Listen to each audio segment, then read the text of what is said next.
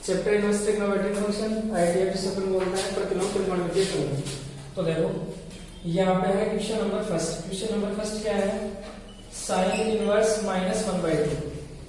आपको क्या करना है, क्वेश्चन क्या है, मुख्य मानों को ज्ञात कीजिए, यानी आपको प्रिंसिपल वैल्यू फाइंड आउट करनी है, मुख्य मान। तो देखो मुख्य मान कैसे फाइंड आउट करता है, देखो मैंने आपको एक फॉर्मूला लिखा है, क्या लिखा है कि डायरेक्ट फॉर्मूला से काम करो, ज्यादा दिमाग लगाने की आवश्यकता नहीं है फॉर्मूला में।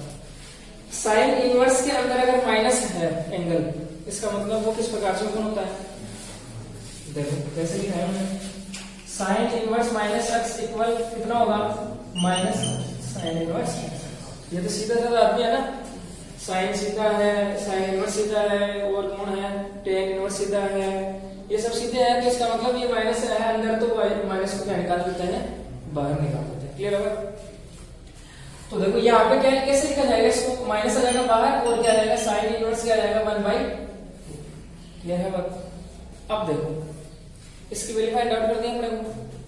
अब यहाँ पे 1/2 आप ऐसे देखो कि 1/2 है ना, साइन के अंदर किसकी वैल्यू होती है, पहले तो आप ऐसे देख लो 1/2 का मतलब साइन के अंदर 1/2 किसकी वैल्यू होती है, 30 की होती है क्या, 30 को अपने को यहाँ पे रेडियन में लिखना है,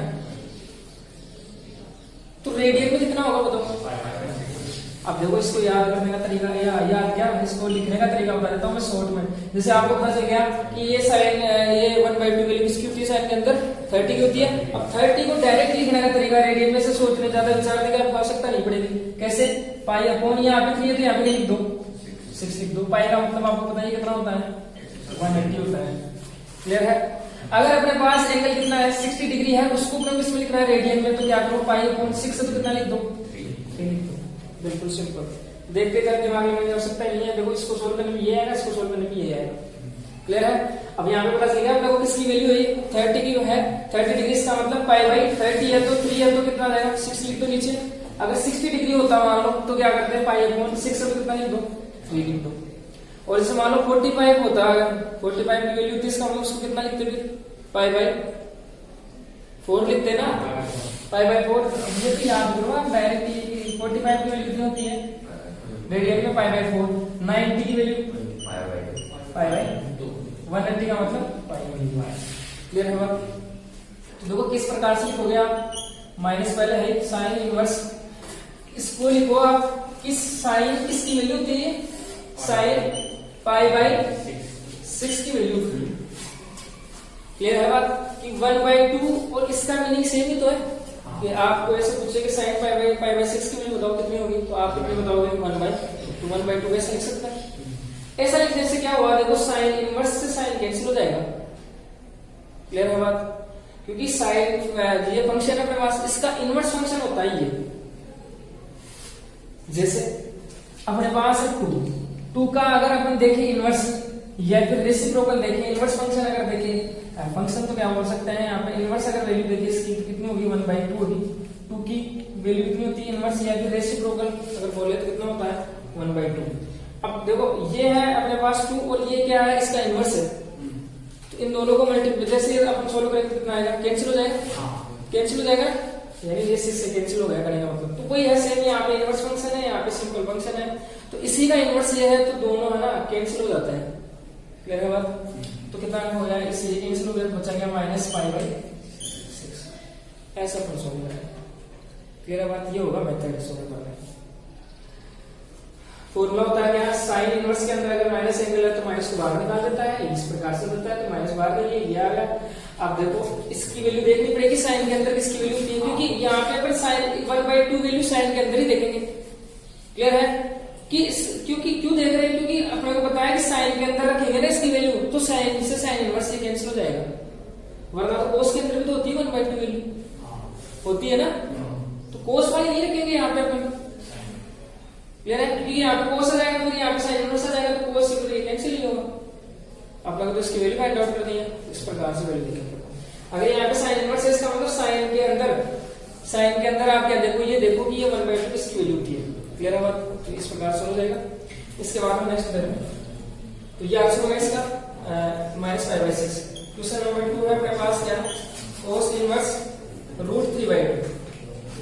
तो देखो यहाँ पे तो माइनस तो है ही नहीं, तो आप सिंपल इसको अपने को इसको हटाएगा मतलब यहाँ पे कोस के अंदर इसकी वैल्यू देखो, 3/2 किसकी वैल्यू होती है, किसकी होती है, वैसे देखा जाए तो किसकी होती है, 30 की होती है कि कोस के अंदर, और 30 को लिखने का तरीका बता दिया मैंने, क्या पाई लिख दो 3 या तो नीचे लिख दो 6, तो क्या हो जाएगा यहाँ से कोस इनवर्स किसकी वैल्यू होती है, कोस पाई बाई 6 की होती है, कोस से कोस इनवर्स से कोस कैंसिल हो गया, कितना आ गया अपने पास आंसर पाई बाई 6। क्लियर है बात?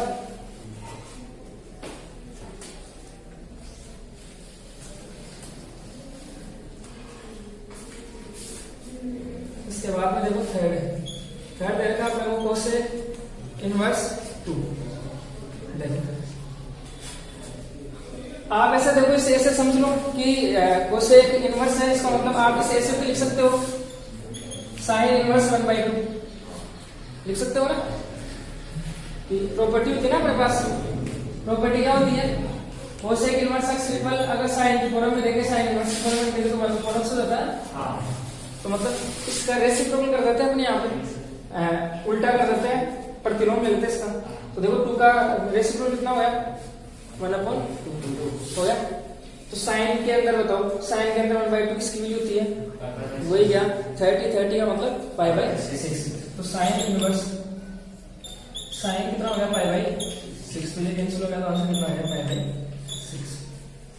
क्लियर है बात?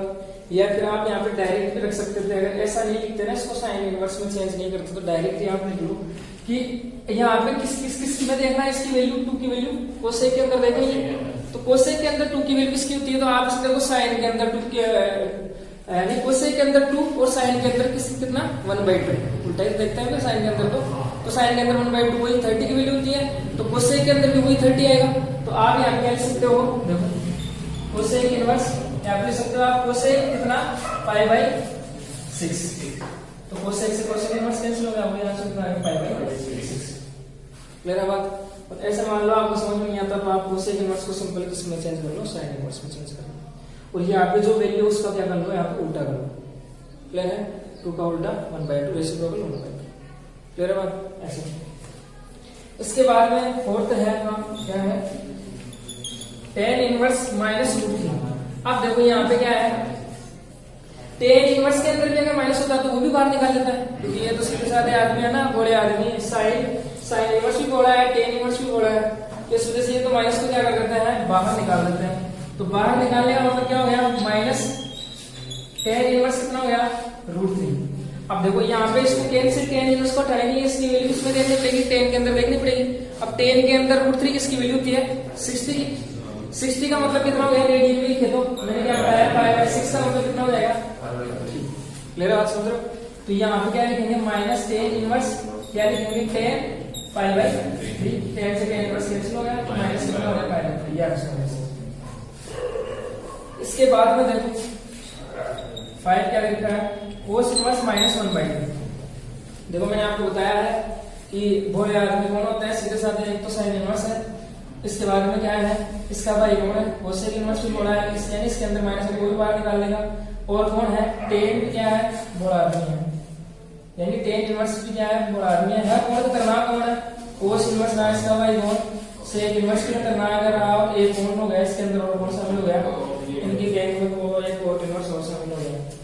तो ये इनके अंदर जब भी माइनस आ जाए ना, इन तीनों के अंदर, तो वो कैसे ओपन होगा, पाई माइनस, वापस वो लिख दो, फॉर्मूला लिखा दिया मैंने, वहां से देख लो, यानी क्या, पाई माइनस किस प्रकार से ओपन होगा, क्योंकि माइनस आ गया ना इसके अंदर, एंगल जब भी माइनस होगा तो कैसे होगा, पाई माइनस कोस इनवर्स 1/2, ये माइनस दोबारा कर देंगे। क्लियर है? समझ गए? पाई में से माइनस कर देंगे। तो अब देख लो आप यहाँ पे पाई माइनस कोस, यहाँ पे कोस के अंदर देखेंगे इसकी वैल्यू 1/2, वैल्यू किसकी होती है, 1/2 का मतलब कितना, 60 का मतलब कितना हो गया, पाई बाई 3।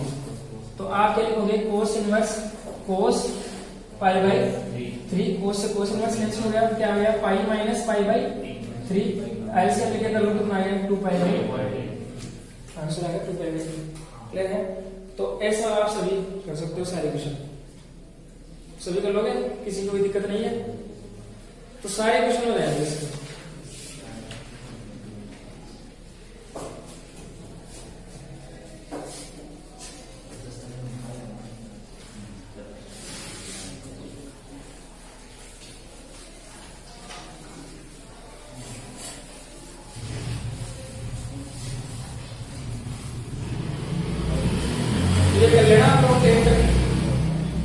इसके बाद में देखो 11 क्या है, tan inverse 1 plus cos inverse -1/2